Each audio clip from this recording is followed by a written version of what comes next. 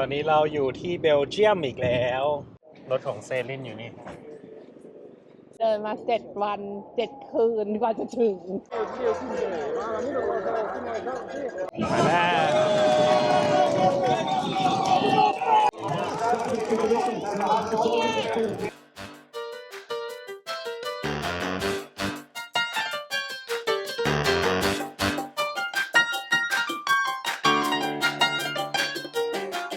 ฮัลโหล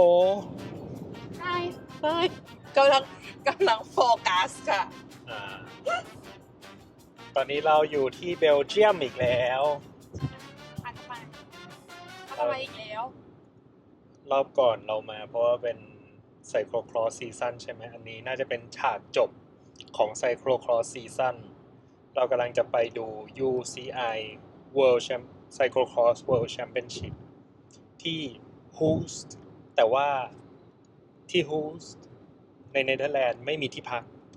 เราก็เลยต้องจองที่พักที่แอนต์เวิร์ปเพราะว่ามันใกล้ๆก็บินมาลงที่บรัสเซลส์เช่ารถแล้วก็เนี่ยกำลังขับไปที่พักที่แอนต์เวิร์ปนี่ให้เนยขับเพราะว่าเดี๋ยวก็ต้องไปสอบใบขับขี่ให้ชินมั่นใจ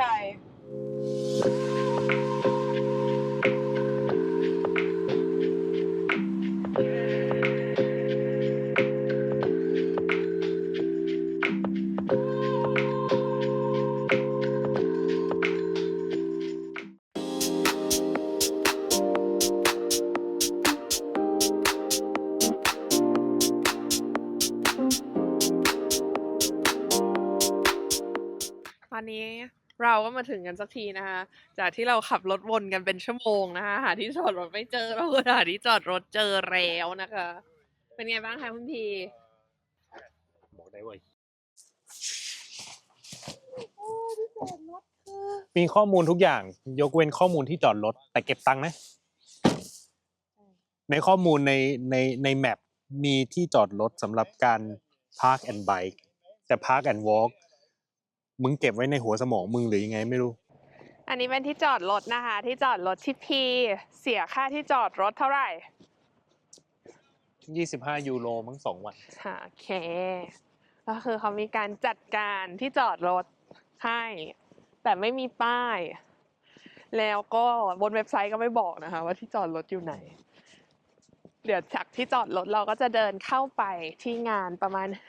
20-25 นาที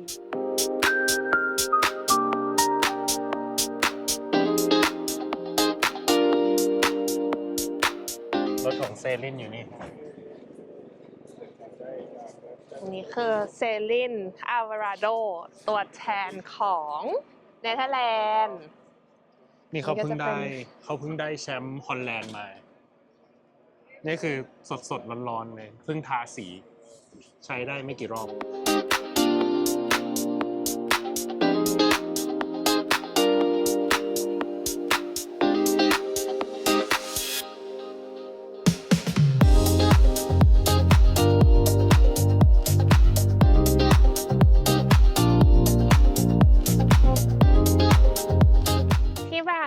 ของ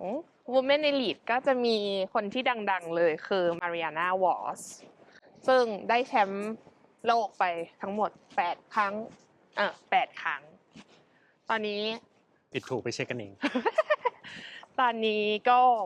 ปีนี้ไม่ได้ลงแข่งแต่ว่าเมื่อกี้พีก็มีบอกว่าคือเขายังแข่งโรดอยู่ใช่เขาก็อยู่ทีมวิสมาส่วนมากแล้วคนเนเธอร์แลนด์ก็จะเริ่มมาจากเนี่ยแหละปั่นไซโคลครอสกันก่อนรุ่นที่ไล่ๆกับมาริอาน่าวอสก็จะมีลูซินดาแบรนด์เขา36แล้วก็ลงที่นี่ด้วยก็คือเวิลด์คัพเราก็ดูเขาอยู่แล้วก็นี่เขาก็มาลง World Championship ด้วยแล้วก็จะมีของเนเธอร์แลนด์ก็จะมีอีก2 คนมีปุ๊ก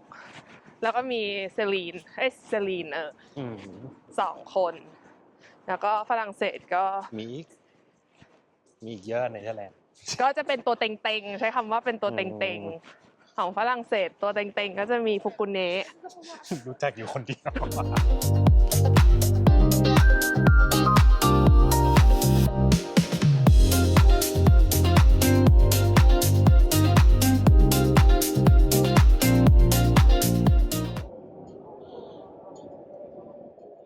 เข้ามาแล้วอารัมเซียรู้สึกเหมือนอารัมเซียเดินมา7 วัน 7 คืนกว่าจะถึง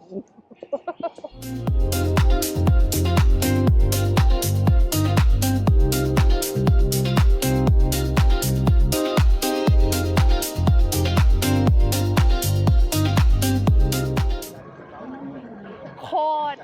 ชันเลยอ่ะ หลายคนอาจจะสงสัยว่าไซโครครอสเนี่ยมันต่างจากการแข่งจักรยานทั่วไปยังไงความแตกต่างหลักๆของกีฬานี้ก็คือนักปั่นจะไม่ได้ปั่นแค่อย่างเดียวจะต้องลงไปวิ่งแบกจักรยานด้วยเพราะสนามแข่งขันจะมีทั้งโคลนหินดินทรายหิมะหญ้าเนินชันบันไดแผ่นไม้ท่อนไม้ลากไม้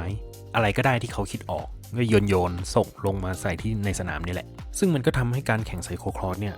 ดิบเถื่อนเละเทะลื่น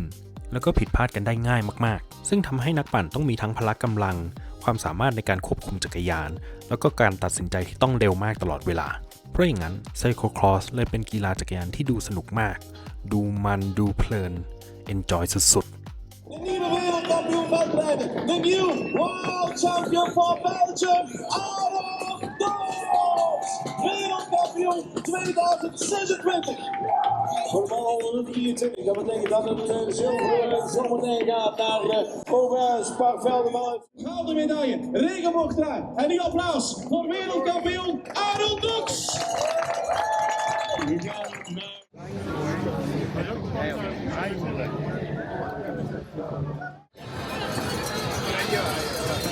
เนี่ยลูซินดา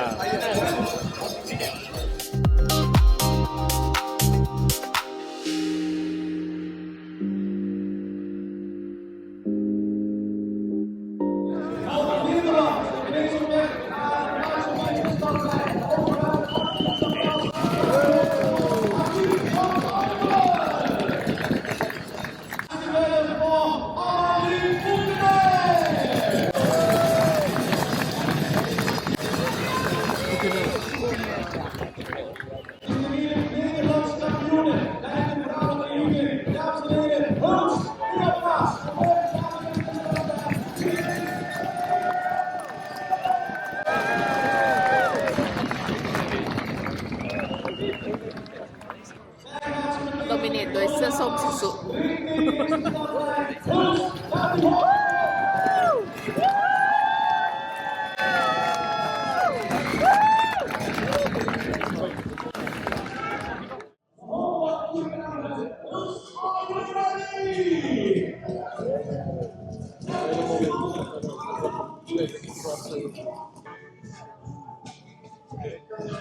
มาแล้ว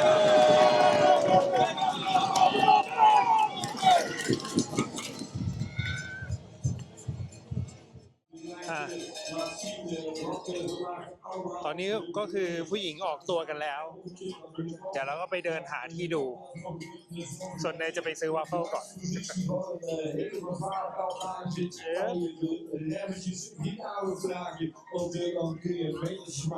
Vast gaat niet mee. We zien hem op dit moment in de achtervolging op vast op een goede 15 meter.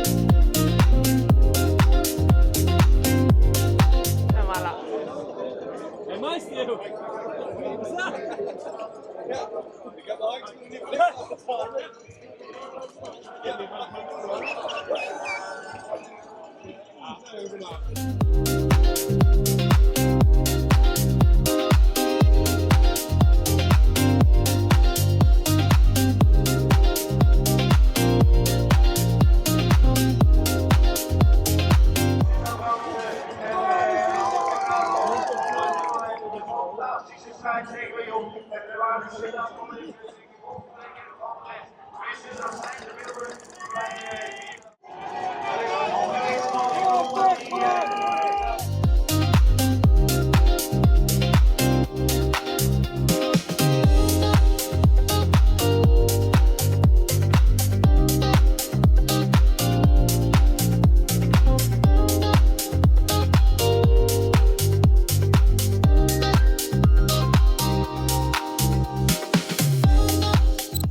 naar die gebalde vuist, kijk naar die glimlach, kijk naar die ontlading. Hier is ze, wereldkampioene Lucinda Brandt!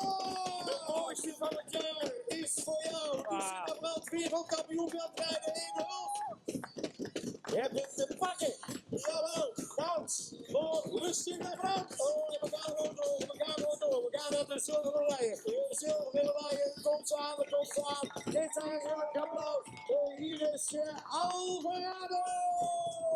Met applaus, met die appreciatie, handen op elkaar. Celine Alvarado, goed voor zilver. Proficiat. Vanaf. We gaan kijken, we gaan kijken. Want we hebben ze weer verloren. Gert Pietersen bij Marco. Om vast in de rest van de wereld hier af te schaffen. Zouden we zomaar kunnen. We gaan zien. De bronzen plak is heel belangrijk om het podium compleet te maken. En we gaan hier Pietersen nog goed. Pukkie, goed gedaan. Goed herstel. Hij is voor jou. En een ticket tegen de helm. Ja, het zit niet anders in. Maar je hebt hem wel te pakken. De bronzen plak. Een compleet oranje podium. We komen vlak in tekort. Goed herstel.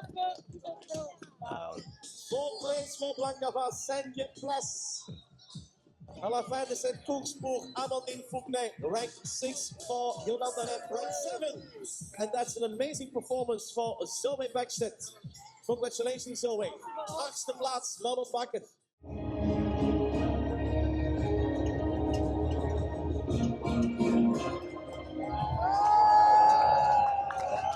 De eerste plaats, de nieuwe kerstverse wereldkampioen bij de elite vrouwen namens Nederland. Lieve mensen, Lucinda Brandt!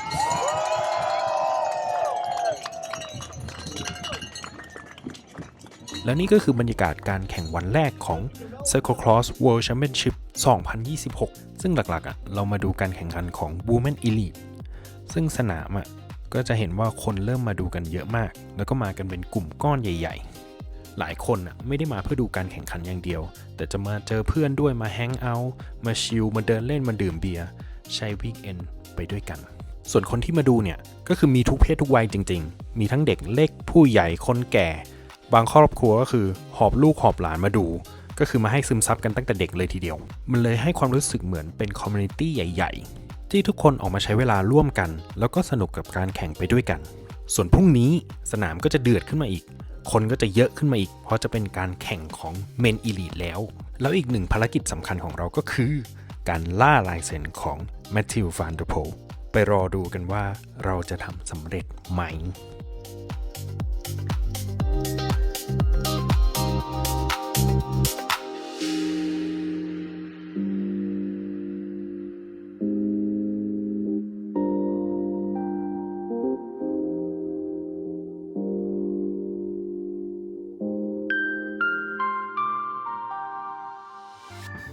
โดเชวีต้า โดเชวีต้านะคะ เรามาถึงที่เลกโฮโม มันร้อนมากเดี๋ยวเราก็หักดิบกลับก่อนแค่นั้นหลังขึ้นเขาขึ้นเนิน มาอิตาลีด้วยเป้าหมายว่าเดี๋ยวจะลดสัก5 โล จะได้ปีนเขาได้สบาย